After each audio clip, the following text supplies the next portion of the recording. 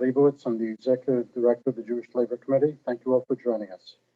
People are here from many unions and other organizations and from around the United States. And I'm not sure, there's one person from England who's joining us as well. Will be in a moment. It's been a very stressful year for all of us throughout the United States and around the world. And more than 4 years, actually, especially for those whose workplaces are unsafe and for their families and communities. And that's what brought us together here today. Workers Memorial Day, which is April 28th. This is now Workers Memorial Week, and we'll be discussing that briefly in a moment. But a few words about the Jewish Labor Committee. Some of you know it all, some of you know a little bit of the picture. JLC was formed in the early 1930s. Our founding convention in February 1934 on New York's Lower East Side, by Yiddish-speaking immigrants, working class people active in the labor movement, opposed the rise of Nazism in Germany, seeing the terrible development as a threat to not only Jews, but trade unionists and socialists and small d Democrats and small L liberal society in general. They worked, we worked, although it was before I was born, to alert the Jewish labor movement and the larger labor movement as well about what was going on in Europe and to oppose it. The Jewish Labor Committee has had many chapters in its life, and the one we're in now is primarily working as a link between the organized Jewish community and the organized labor movement. We've reached out to rabbis near and far recently to help the Farm Labor Organizing Committee in a campaign of and for tobacco farm workers in North Carolina. And tomorrow, a statement of support from many hundreds of clergy being delivered to the management of British American Tobacco in London. And we'll have hundreds of clergy, and I should mention it has over 100 rabbis that are participating. We participated in picket lines with and for teachers, office cleaners, communications workers, and many others. We've arranged meetings between Central Labor Councils and Jewish Community Relations Councils, and many more. Back to Workers Memorial Day. We can discuss the Jewish Labor Committee another time, and we will. Workers Memorial Day, as you know, was established in 1970 to focus attention on deaths and injuries on the job, support the formation of the Occupational Safety and Health Administration, and to call for better worker protection on the job, primarily, but by no means only, safer workers.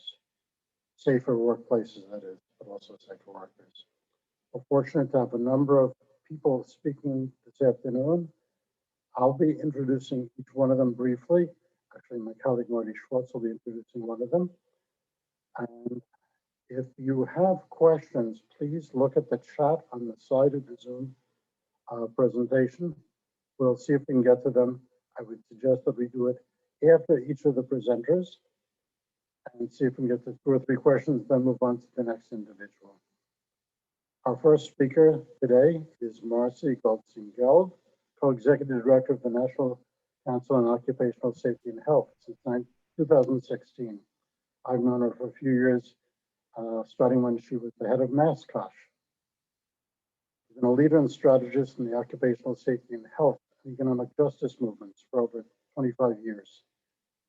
Her work has been devoted to engaging and impacting workers most affected by dangerous working conditions, lower wages, workers of color, immigrants, women, and youth specifically. Thank you, Marcy. Thank you so much for being here. And we are joined all around the world where working people are taking this moment this week to remember the real human toll of dangerous working conditions. And Edgar Uriel Vera Garcia is one of many who paid the price of poor conditions. Edgar went to work on January 28th at Foundation Food Poultry Plant in Gainesville, Georgia, and he never returned home to his wife and 3 children. At the age of 28, Edgar, along with 5 of his coworkers, died from nitrogen exposure at a company with a long history of OSHA violations. Edgar joins 5,000 workers across the US who lost their lives last year from preventable fatal injuries, and well over 95,000 who died of occupational illnesses, and countless more. That doesn't count those who died from COVID-19. In addition, 2.8 million workers suffer from crippling injuries due to unsafe conditions. Every day, National COSH's network of COSH worker centers across the country receive hundreds of calls from workers like Edgar, scared to death of going to work, of earning their living, knowing that it might result in grave harm to themselves and to their families.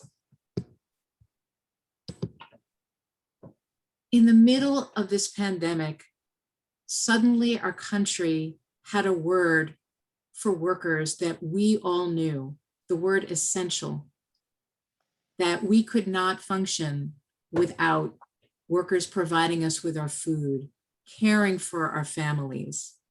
And yet it came with no rewards. The previous president, and I won't even mention his name, forced workers to continue working during this pandemic and failed to offer any workplace safety protections. Workers spoke up to employers in record numbers and were punished. They were threatened with being fired. They were fired.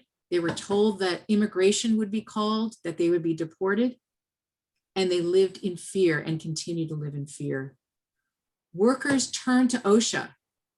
They rose and spoke up to an agency that they may not have even heard of before, reporting in record numbers, and OSHA ignored them. After, in regions of the country where workers reported in the largest numbers, the largest number of deaths followed.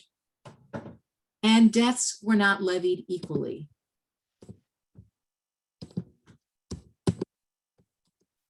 As you can see, while the virus itself may not discriminate, our country's institutional racism has always determined who lives and dies, and over the last year and a half did so in record numbers.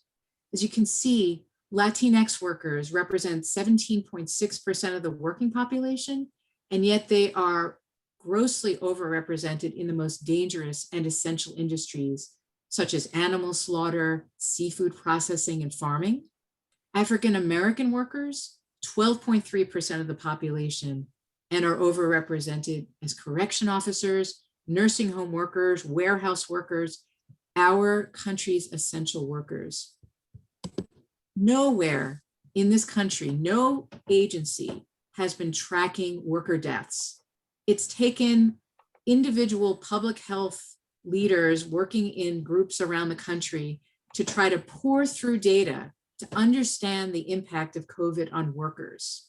And as you can see from just this study in California, COVID caused an increase by 22% of the mortality rate for working age adults, but that was not distributed equally. It caused a 6% increase for white working age Californians. That alone is unacceptable, but 28% increase for Black Californians and 36% for Latinx Californians. Despite being ignored by our federal government who didn't have their backs, workers rose up in large numbers, joining with groups like COSH and labor organizations, taking it to the streets, doing actions, doing sick outs, doing social media, anything possible to protect their coworkers and their families. And they also needed to turn to states and local governments to ensure that they had measures to protect them. All across the country, workers joined with our network, labor and community organizations, passing measures at the local and state level because our federal government refused to do so. Well, we have a new president, and we joined our network with workers and labor organizations and community groups and said that those workers who were essential, who gave their lives unnecessarily to our country, are going to be remembered, and that we're not returning to the same old bad normal. And we released an agenda that called on our government to bring workers and their organizations to the table, to engage them in discussions so that their agenda can move forward, so that they know that our government has their backs, so that they can take action collectively as is their right, and so that they could speak up without retaliation, and so that they don't have to fear that our immigration agency is going to go after them because they're working for our country. And this bold agenda is now in progress, where we need to work together to ensure that it's enacted. Now, when President Biden was first in office, his very first day, he signed an executive order committing himself to worker safety and health. And this Worker Memorial Week, we are asking you to join us in mourning with the widows and widowers and the children of families like Edgar, who will forever have an empty seat at the table. But we also ask that every one of us be able to look those family members in the eye and tell them that we did everything in our power to ensure that no other family has to suffer as Edgar's has. And so there is an action that we are asking you to take today, that we must insist that President Biden follow through on his campaign promise to enact COVID worker safety protections. He signed an executive order, as I mentioned, on day one, promising to enact protections by March 15th if needed. Well, workers continue to die every day, and the vaccine hasn't reached a majority of workers, and it's now the end of April. Well, thanks to the advocacy of many of you and throughout our network, on Monday, Secretary of Labor Walsh sent COVID worker safety measures to the White House Office of Management and Budget for their approval. We have to insist that it get out of that office and approved without delay. We've seen other standards sit in that office for years, like the silica standard. Would you take one action today on behalf of those families and call Deputy Administrator Dominic Mancini? We'll be putting these slides and the phone number in the chat for your help. Workers' Memorial Week is once a year, and honoring our promise to these families is a year-long effort. After this event, if you'd go to nationalcosh.org and sign up to get involved in our national network of advocates, the Protecting Workers Alliance, we can work together so that in the future, we don't have to remember workers that are fallen, that we could remember workers that are here and now and healthy and safe. And we look forward to being with you on this journey toward justice for all workers. Thank you so much. Thank you. You've answered a number of the questions that I had with specific examples of what we should be working on now. Between with the Jewish Labor Committee, we'll do what we can to follow up nationally and locally whenever possible. The rest of this week and the rest of the year. Our next speaker is Armando Elenes, who was born in Sinaloa, Mexico. I hope I pronounced it correctly. Immigrated to the US in 1980 at the age of 8 with his family. And beginning a few years later, at the age of 15, he started working in nurseries, dairies, and picked peaches and apricots to help provide for his family during the summer months. After a number of years, he joined the United Farm Workers, had an internship, and then started working there and became an organizer in Delano, California, and he continues to work there, focusing on organizing workers in the Central Valley. In his work with the United Farm Workers, he's coordinated field operations for political campaigns. You don't have political campaigns, but other people do. Run union representation, election campaigns, and also organized numerous other efforts. Now serves as the organizing director for external organizing department in the San Joaquin Valley. And thank you very much.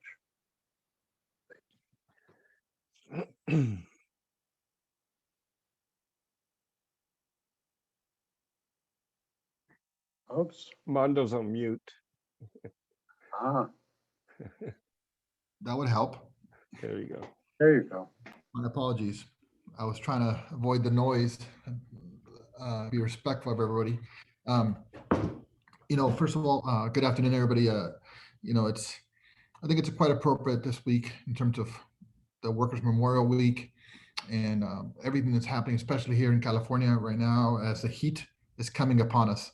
It's going to be 90.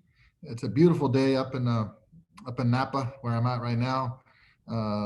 Beautiful countryside, to be outside, but to walk around, but to work is a different matter. Especially when you're not accustomed to working in the extreme heats. And this week, California is starting to go into the 90s. It'll be the first week, and then from there, it'll keep on climbing. In some areas, over 110, and still working outside.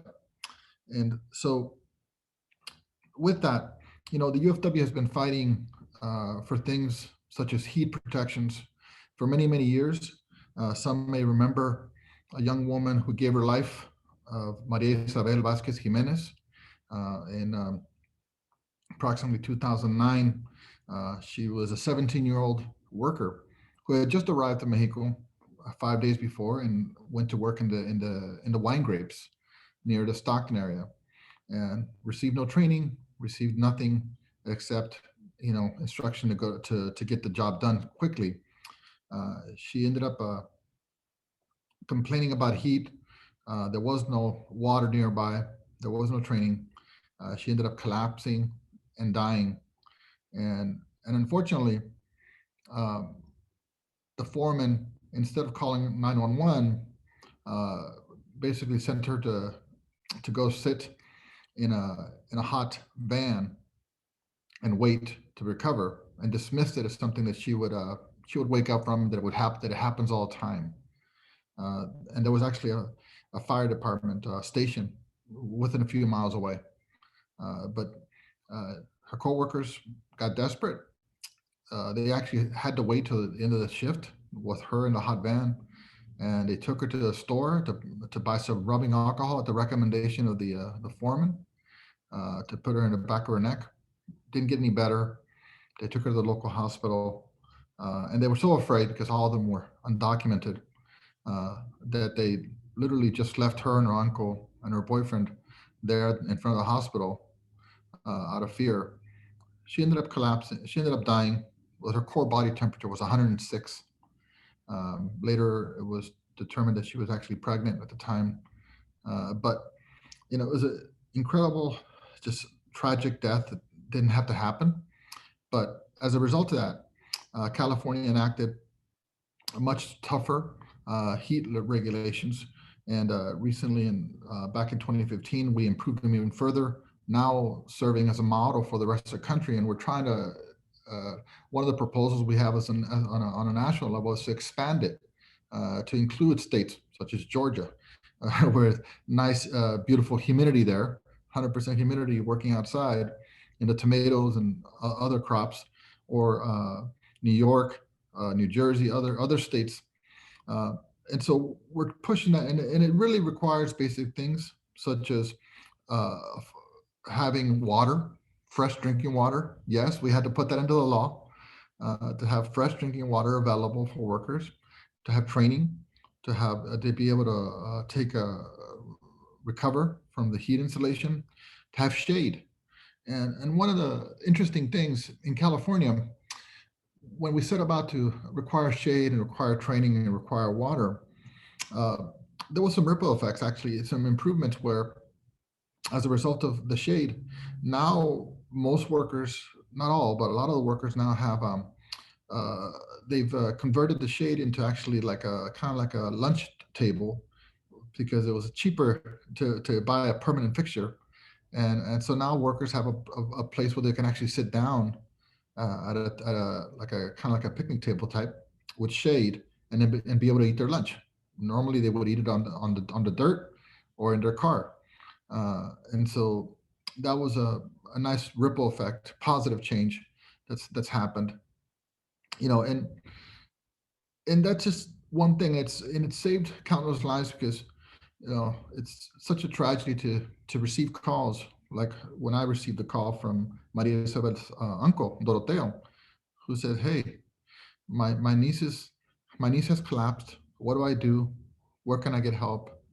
How do I make this right? And that's all he wanted, you know.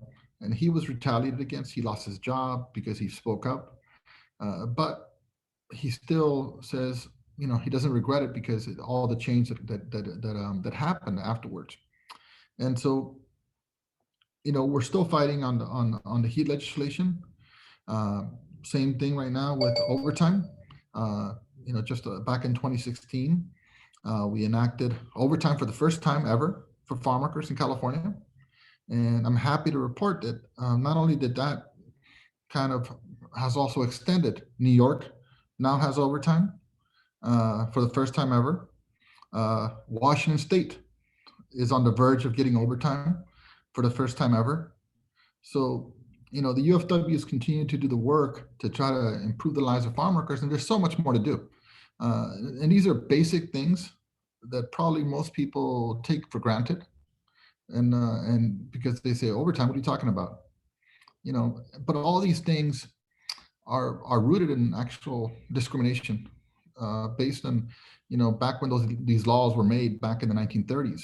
These laws were made when at the time the workers in the fields happened to be African Americans, and the Southern Democrats, the Southern Republicans, just couldn't fathom seeing African Americans having the same rights as white people, and so they excluded farm workers. They excluded domestic workers. They excluded many other workers, and so we've been fighting ever since then to try to right that wrong. And so we're still pushing for national standards to include farm workers.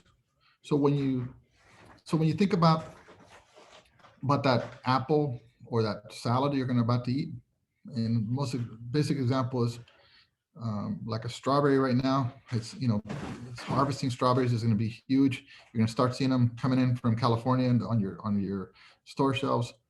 You think about this, that a farm worker was hunched over, picked that strawberry, made sure it was nice, bright, and red, made sure it was, didn't have any blemishes. It has to be perfect. And put it into a clamshell, and then put a bunch of clamshells into the box. That box was taken to a cooler. From there, it went to the supermarket. A stock person, a grocery clerk, went and put that box of strawberries there on the shelf. Consumer went and bought it, and then take it out of the clamshell, grab that nice, beautiful red strawberry, and put it in their mouth. The last hands that touched that strawberry was a farm worker's hands, and it wasn't washed, by the way. It wasn't. It didn't go through any other process. It went strictly from the field into from a farm worker's hands into a consumer's hands into their mouth. So we need to care about what happens to farm workers. We need to care about what happens to workers, and understand the connection is much stronger than we think. And so, I just implore everybody to remember that the fight continues for farm workers. We have so much more work to do, but on a national level right now, we're really focused on overtime, focus on heat standards, and of course, immigration reform. Those are our three major components that we've been fighting across the country, and as much as we can, taking it state by state. But obviously, we would rather have it on a national standards to improve the lives of all farm workers, regardless of status, regardless if they're guest workers, regardless if they're domestic workers. They have the same rights. They should have the same rights as anybody else. Thank you for having me.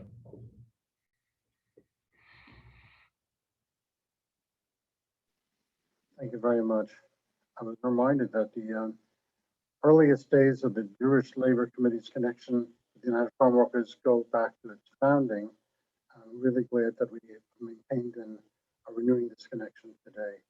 A lot of what you said specifically about farm workers, agricultural workers, as well as domestic workers, who've been traditionally excluded explicitly from many of the labor protections, whether or not one is part of the union, is something that has to be addressed And we will work as much as we can to deal with this issue and get support from the organized Jewish community for it. Our next speaker is James Shackelford from the Retail Wholesale and Department Store Union. I'll turn to my colleague Marty Schwartz to do the introduction for him. Thank you.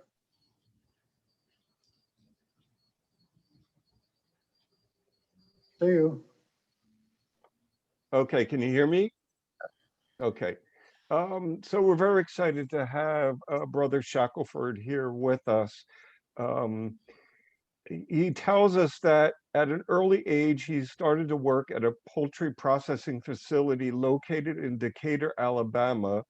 And from that point, he was introduced to the Retail Wholesale Department Store Union, where he became a strong advocate for his fellow workers.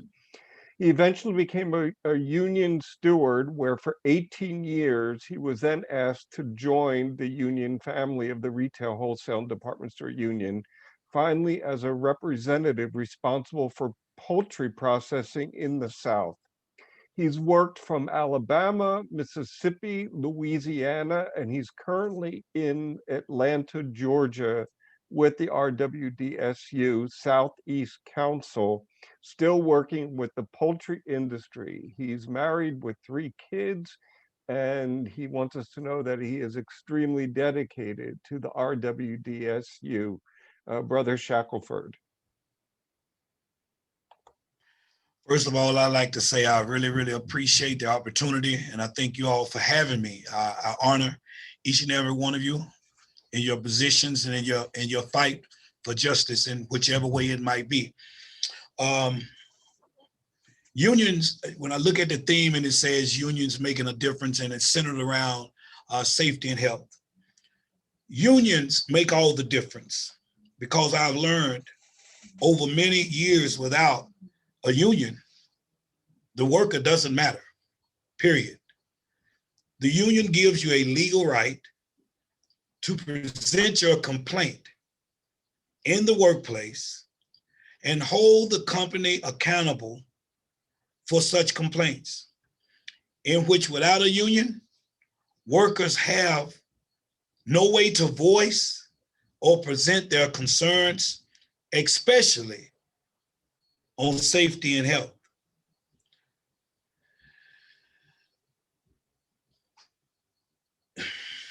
It's just, this is a touching, I mean, no worker should have to worry about safety and health when he goes into the workplace. It's just, it's crazy, you know, to go to work and your employer is not concerned with your health and safety. You know, the beginning of 2020 was brutal, especially in the poultry industry. I've been involved in this industry for 30 years, from the floor working as an employee to the boardroom advocating for major change. I never thought that it could have gotten any worse. However, it did. And from seeing companies very slowly wanting to do the right thing, choosing big profit over fearful workers, health and safety. I mean, seeing every day what this virus was doing in the workplace and how companies seemingly not preventing or even trying to maintain this virus for the health and safety of their own workers. It was frightening. And then with the administration at this time in the White House, going along, condoning these practices, passing a mandate not to stop running their facilities, and labeling employees, labeling workers as essential workers, but treating them inessential. All the employees had was the union. And for months, we were not even allowed on site because of the virus. However, we, the RWDSU and the UFCW came together virtual Zoom meetings every day, putting together major strategies to deal with this devastating virus and the health and safety of our workers. the RWDSU, and the UFCW spoke up and stood up for our union members and the non-union facilities. This wasn't about a union member. It wasn't about a union member's concern. This was simply about choosing life over death. Health and safety in the workplace. No worker should have to worry about their health and safety or their family's health and safety alone. And the union gives them the assurance that we are a family standing and speaking for workers, and that within itself helps with the fear. Yes, and we even had workers that lost their lives because of the virus during the early stages of the pandemic. However, when the union started addressing the company about the workers' concerns and their health and safety and holding them accountable about what was taking place in their very own facility, we started to see the company implementing positive change. As employees entered the facility, they checked their temperatures. They presented employees with proper masks. Proper sanitation stations were added all around the facility. They employed contractors to hold everyone accountable. They reconstructed the break room. They rescheduled break times. They relaxed the attendance policy, which means it gave the employee the choice to come to work or not because of fear, and it would not count against them. Those that unfortunately caught the virus, they were given 2 weeks pay while on quarantine. The company also gave those employees that worked without missing a day for 2 months a $500 check that they called a thank you bonus for each month. The company, because of the union, the company started to recognize and reward these hero and shero frontline workers.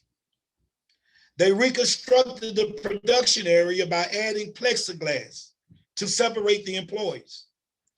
There were employees that was terminated for not practicing social distancing, but because of the union's grievance procedure, they were allowed to work again.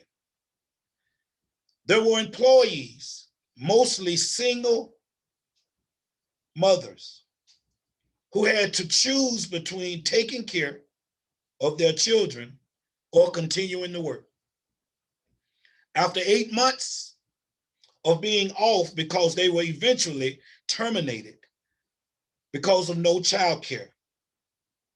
However, through working together with the company and building a stronger relationship during the pandemic and these uncertain times, the union recommended to the company to reinstate these employees with their seniority, and the company agreed. Now, if that's not making a difference, what is? There were many employees who had worked many, many years at this facility, and it was certainly no fault of their own that they had to choose to stay at home to take care of their children because everything was shut down. Now the company is educating their employees. They're rolling out the vaccine at the facility, all because the union is making a difference. Workers have to understand that without a union, individual, you cannot do it. It's a system that you're going to have to connect with in order to see major change. And it's not fast. It's a lifetime. It's a lifetime career, and I'm grateful for the RWDSU to give me an opportunity to grow and to continue to help stand in the gap for our working employees. I appreciate you for having me. Thank you. Thank you very much. Our first question for any of our speakers, what do you think can be done to strengthen OSHA right now, as that's one clear arena in which the rights of workers to have better working conditions can be addressed? Rossi. Sure, thank you for that question.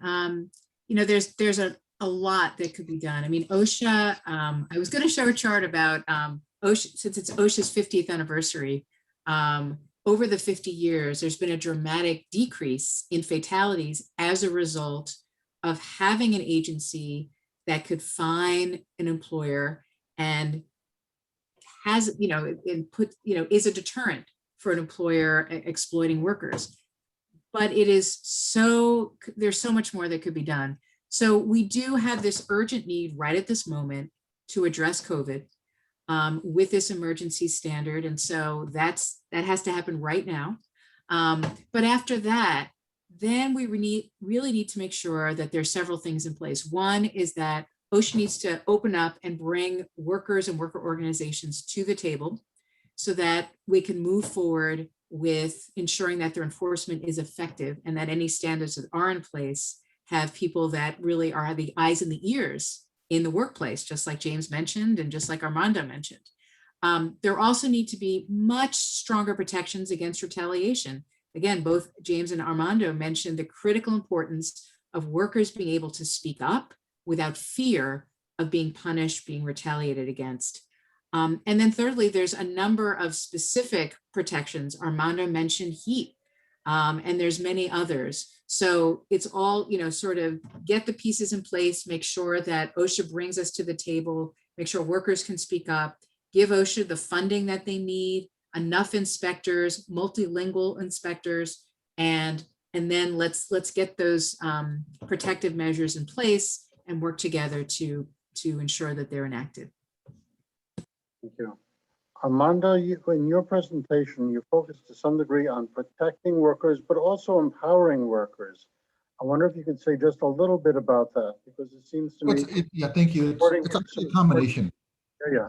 It's a combination of, you need the laws, but then, we have a saying, the laws in the laws in the books are not the laws in the fields, and so yeah, you need the laws just like you need the contract language, but you also need the other half. You need the empowering of the workers so that they can have that confidence where they can speak up and deal with the retaliation, because it's bound to happen. But if there's a process where they can deal with it, it's and we see the huge difference where in our union growers, our members have that confidence where they can speak up, and it's almost kind of a little bit funny sometimes when they go to a non-union operation, because obviously farm work is seasonal and they jump around, working 2 months in one place and then go to another place for 2 more months, etc. But it's like night and day, and the workers themselves, they say, wait a minute, at my union job, I feel comfortable, I can speak up, but then I get to the other job and it's like, oh no, wait a minute, I'm in a different world. It's almost like a different country. So I think it's a two-way street. Yeah, you need the laws, you need the regulations, you need the contract language, but then you need the worker empowerment to be able to raise the voice and actually make sure that they can enforce the laws. And they themselves being right there, if they have the tools, if they have the confidence, then they can enforce the laws. They are the enforcers, the workers themselves. Thank you. James, another thought. The workers that you represent are both, in a sense, dealing with food products, agricultural in a sense, but they're also working in factories. I was wondering if you could focus a little bit on the current situation of many of your workers who are dealing with very, very tough working conditions. Well, right now, every day is challenging in this industry. And I say again that first of all, COVID, it's still there. So you still have fear. You have the employees, they're fearful, and still the conditions in the poultry industry, like I said, again, it's a brutal industry, but because of the union and because of the system that we have in place through the grievance procedure, I didn't know this until I've learned everything that I know through working in the project. I've learned with this. So the grievance procedure is so important because that's that legal piece that you need to challenge the employer, you know, and employees, workers, not only in the poultry industry, it's like in America within itself. I don't understand the worker right now. It's like, I guess we're so oppressed when we get on these jobs that we're really not even concerned with what goes on with us. So with the union, we have to help people even be concerned because a lot of them, they don't even understand. So we have to teach them as we go. And like I said, I always say it's a calling. Just anybody cannot do this because people feel people. If you come into me with an issue and a problem and I feel that pain, it makes that person feel even better. And then when you can take them through a process to whatever the issue might be, and you sit down with that supervisor or you sit down with that manager and you with that employee, the union rep, and we take them through the system and we teach them as we go. It changed the whole environment. It takes the working environment from being hostile and to where I'm peaceful now to be able to work because I have to work and no employee wants to work in a hostile work environment. And the union gives them that confidence to know whatever issue you might have, whatever it is, that we're here for you. Okay, thanks very much. There's, I think, another leg of this, and that is the outreach to the larger community. There are a lot of people in the community at large don't think about who makes, harvests, manufactures the things that people eat, people wear. And they think it just sort of happens, or it's at a supermarket, or it's a clothing shop. And I think part of our work is to explain that all of these things are done by people. And sometimes they're done by That's people right. in our neighborhood. Sometimes they're done by people across the country or across the world. And that their rights to decent and safe working conditions and the ability to control, to some extent, the destiny of their workplace is very, very important. A few days ago, I had a discussion with people who work for a Jewish association in New York. They were lawyers. And even though for a few years they were recognized as a union local, they still have not yet been able to have their first contract. And that's a very, very challenging situation. It's important to let people in the community know about what's going on in these circumstances because to a great extent, these people need allies. And that's part of our role, to act as a link between these working men and women and their families and the larger community, specifically the Jewish part of it. I want to thank everybody for participating. If you, the three speakers, if you have any final remarks, now's the time to do it, but we will be in touch with everyone who's here and everyone who had planned to be here, but for some reason we're not able to, and give them specific, if not marching orders, strong suggestions of what they can do in the next week and beyond that. Let's help some of these situations that we've heard about today. James, anything you'd want to say now? I'd just like to say thank you and everybody stay safe.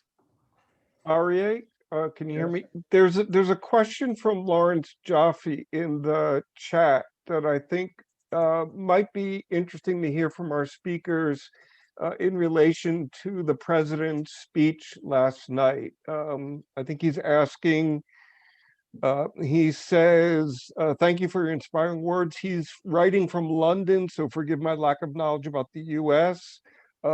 He wants to know, Armando, James, and Marcy, are you satisfied with the role given to unions in President Biden's economic boosting plans? And do you think the Trump administration, the past 4 years, do you consider them 4 lost years for workers' rights in the US? I'll go really short. You know, and first of all, thank you for the Jewish Labor Committee for the time and the invitation to having us. I mean, the incredible support over the years has been amazing, always has been. And but I think it's night and day. Look, there's always going to be, on my wish list. Do I want more? Of course I do. But I think it's night and day. For the Trump administration, we were fighting their efforts to lower farm worker wages. They were trying to lower wages for farm workers across the country. The immigration rhetoric, everything. The President Biden and the administration has come out in favor of immigration reform for farm workers, specifically the Farm Worker Modernization Act, just recently. But I think it was definitely a battle, and try to stop all the bad stuff, and it's going to take a long time to clean up all that bad stuff that was enacted, and who knows if we're able to get it, if we're going to be able to really roll it back. With all those different judges and all the different regulations that were implemented, but it's still night and day, and we're very happy with the current administration and how it's proceeding. So again, thanks to everybody who joined today. And what I would say, just to offer a slightly different take, is the previous 4 years were devastating for workers in terms of the complete disrespect by the previous president, and also the culture of fear that workers, particularly workers of color, had. But what is noteworthy is that despite that fear and that oppression at all levels, workers still organized, workers still came together. They fought to become a union. They took collective action without unions. And in this new administration, yes, the Biden administration has put together a platform. Many of us were involved in kind of helping to create this platform. But will it be enacted? And will it have workers and unions at the table and groups like ours? And so we can't rest. Now more than ever, I think we kind of learned from a few years ago that, you may have somebody in office who is, has progressive ideas or an agenda, but we need to be there pushing, because the other side, industry, has their associations out there every day. They're much better funded than we are. And we need to be, mobilized and united and pushing this administration, not being afraid to say, we're going to hold you accountable. So that would be my last word. And I'll keep it brief also. We have to understand that things are birthed from sacrifice, and pain makes you become aware of what's going on around you. And in the labor movement, I'm in the South, and in the South it's right to work. So every day I have to organize, because when it's a system in place to where on a union job, the non-union member can receive the same benefits as the union member, where the mindset of the people is, why should I join the union? So we're fighting an uphill battle every day. So of course, this administration that's on the clock right now, it's a plus, because it's bringing national attention to the labor movement. And that within itself is reprogramming people. That's why right now it's a fruitful time for us to get out and educate. We have to teach right now, because the past administration, it showed you, it's corporate America against the working man in the United States of America. And it's always to be a divide. So the working man has to wake up and understand that he is, or she is, play a very important part in everyday economics. And it has to be taught to the worker, because we have younger workers coming on the scene right now. And a lot of them don't even have an understanding of what a union is. So we're constantly having to organize. I've been in this thing 31 years, and it's like the Honorable John Lewis in Georgia that just passed. He dedicated his whole life, and look where we at. It's like we take 5 steps forward and 20 back, but we have to keep fighting. So I just applause off to the president and his administration. I don't see nothing but great things going forward for the workers in America. Thank you, everyone. It's a rare circumstance that we'll be finishing a few moments less than an hour from when we started. I suspect